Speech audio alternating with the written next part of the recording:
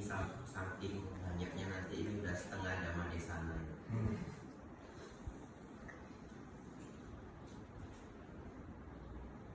Yang pertama, banyaklah belajar Dhamma. Kenapa demikian?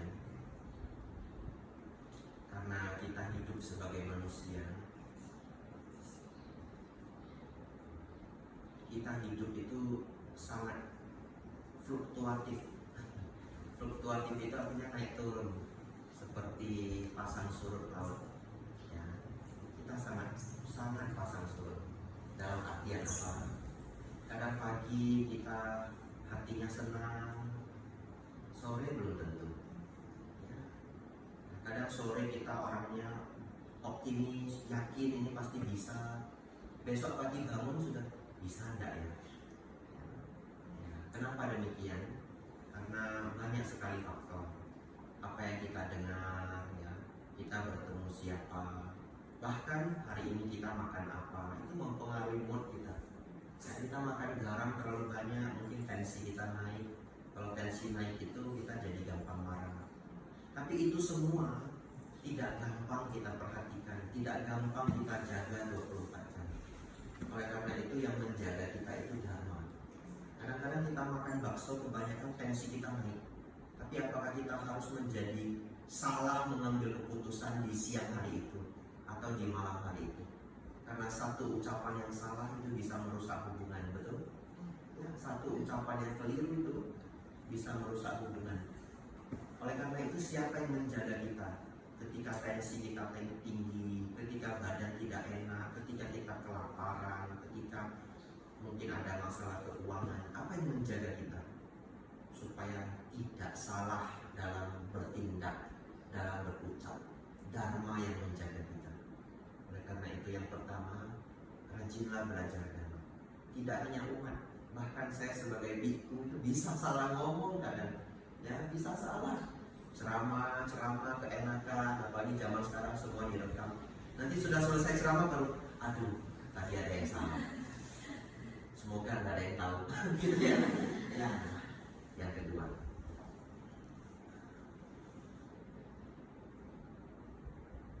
kedua, itu menilai orang dari kebaikan hati.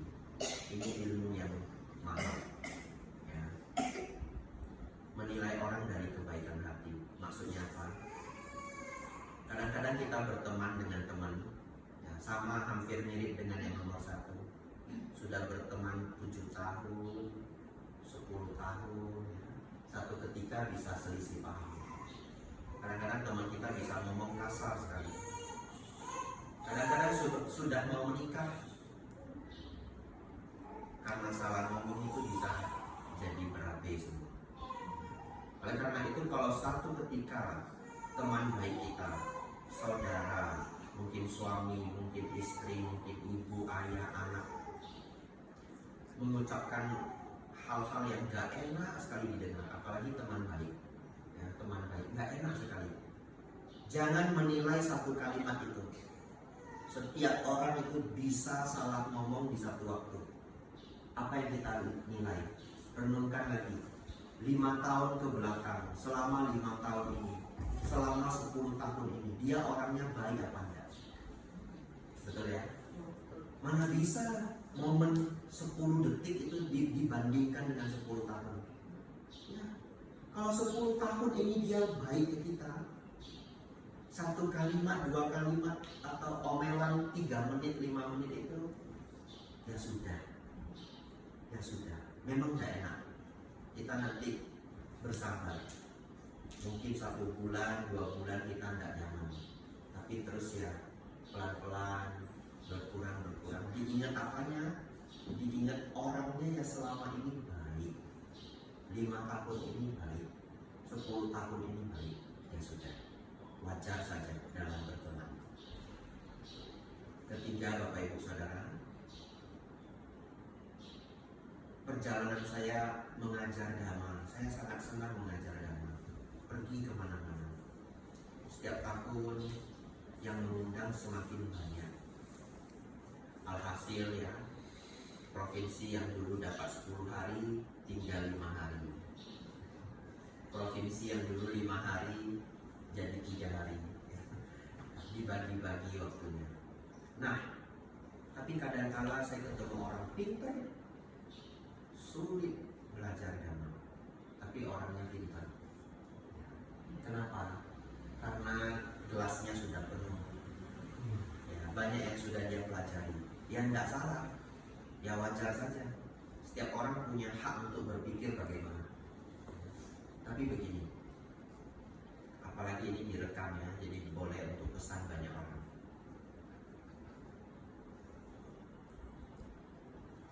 Sang Buddha itu mengajar, dan nama besar beliau itu bertahan 2580-an tahun ya, 2500-an tahun. Orang biasa yang pinter, yang terkenal, yang hebat, kadang-kadang 25 tahun sudah nggak ada yang ingat. Betul ya? Iya. Coba Muhammad Ali, anak sekarang kan nggak tahu siapa Muhammad Ali. Michael Jackson itu sebentar lagi anak baru itu udah nggak tahu, mereka taunya Taylor Swift. Betul ya? Iya. Zaman saya kecil itu dulu Ari Lasso, wah terkenal sekali. Krisdayanti, coba 25 tahun lagi, tidak kenal lagi. Artinya Sang Buddha bisa bertahan, nama besar beliau 2500 tahun. Coba bayangin itu. Pasti beliau punya hal yang sangat luar biasa. Oleh karena itu kadang-kadang belajar karma itu, coba kita dengar dengan sepenuh hati. Belum tentu yang selama ini kita pegang itu benar semua. Ya, tak beri contoh, gak ada hubungannya dengan orang Pekalongan.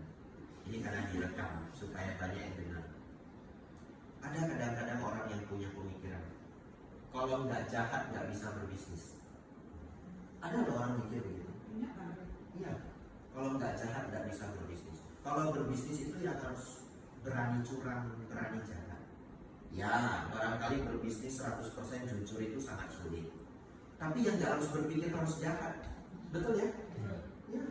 Saya keliling Indonesia ini, ketemu banyak sekali pengusaha yang hatinya luar biasa baik. Saya ketemu pengusaha yang ngomong begini, Bante, saya kalau lihat orang sakit saya jadi ikut sakit. Hatinya itu saking baiknya, ya dia senang ke rumah sakit, mengunjungi orang sakit yang butuh dana, dia mau cek sendiri, beneran tidak butuh dana. Dan kalau butuh dana dia sama sekali tidak pelit, puluhan juta, ratusan juta tidak apa-apa, tapi dia mau cek sendiri. Terus dia cerita ke saya, aduh Bante, kalau lihat orang kanker saya jadi ikut kanker. Merasa sakitnya itu, lihat orang susah saya jadi ikut susah. Dia pengusaha besar, kita bisa melihat dia bekerja dengan kebaikan hati. Tapi apa yang membuat dia hari ini sukses? Skill dan pengetahuan. Ya, sesuatu yang dikerjakan puluhan tahun. Orang lain nggak ngerti. Kalau di Pekalongan mungkin kain, nah kainnya kok bisa bagus begitu? Nah orang lain nggak ngerti, karena itu kan ilmu yang digodok puluhan tahun. Betul ya? Ya, ada orang di bidang sawit, dia paling pintar sawit, dia selalu bagus, besar, tidak kena hama. Ya, setiap orang punya pengetahuan sendiri. Bapak Ibu Saudara, kalau dia mau membuang pikiran itu, oh, berbisnis itu bukan harus jahat. Berbisnis itu harus punya banyak pengetahuan, skill, koneksi, bisa dipercaya orang, membuat pelanggan nyaman, tepat waktu, betul ya? Nah, manajemen, bertahan ketika krisis, jangan boros, perusahaan punya tabungan, dan lain-lain. Bukan karena jahat. Mungkin dia bisa jadi pebisnis yang lebih baik, jauh lebih baik. Tapi kalau sudah berpikir, oh mungkin saya kurang jahat, nah dia kok hebat ya dia, ya mungkin dia kurang jahat. Kadang-kadang di desa kalau lihat orang yang jauh lebih maju, oh itu mungkin pesugihan ya. Kalau nggak pesugihan ya nggak bisa sehebat itu. Anda coba diperhatikan betapa bagus dia mengelola karyawannya, sistem gaji, sistem perundangan. Lah itu apa dapat dari pesugihan? Apa ada jin yang lulus S2, S3? Kan tidak, itu pengalaman, pengetahuan yang digodok pelan-pelan. Bapak Ibu Saudara, malam hari ini kita akan belajar 4 kebenaran mulia. Itu adalah ajaran Sang Buddha yang paling mendasar, yang paling penting. Saya ajarkan ini di banyak provinsi, rekamannya sudah berputar di mana-mana. Tapi saya tidak bisa ganti pelajarannya. Saya tidak bisa berpikir, oh saya sudah ngajar di Balikpapan, sudah direkam, jangan di Pekalongan dah, nanti bosenin gitu. Tidak bisa. Saking pentingnya 4 kebenaran mulia. Saking pentingnya. Ada 2 yang sangat penting, hukum karma dan 4 kebenaran mulia. Hari ini, malam ini, siapa ada waktu yang datang mendengarkan uraian 4 kebenaran mulia, kalau gelasnya sudah penuh, dikurangi dah setengah ya. Dikurangi setengah. Coba, ini ajaran Sang Buddha yang sangat penting, akan mendapat banyak manfaat. Tidak boleh ngasih tahu lebih banyak lagi, trailernya cuma sedikit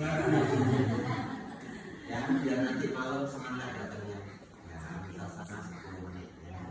Ada video ya, kalau semua lancar ya, malam ini kita putar video, kita putar audio, semuanya megang modul, ada kertasnya ya. Mudah-mudahan kelasnya baik.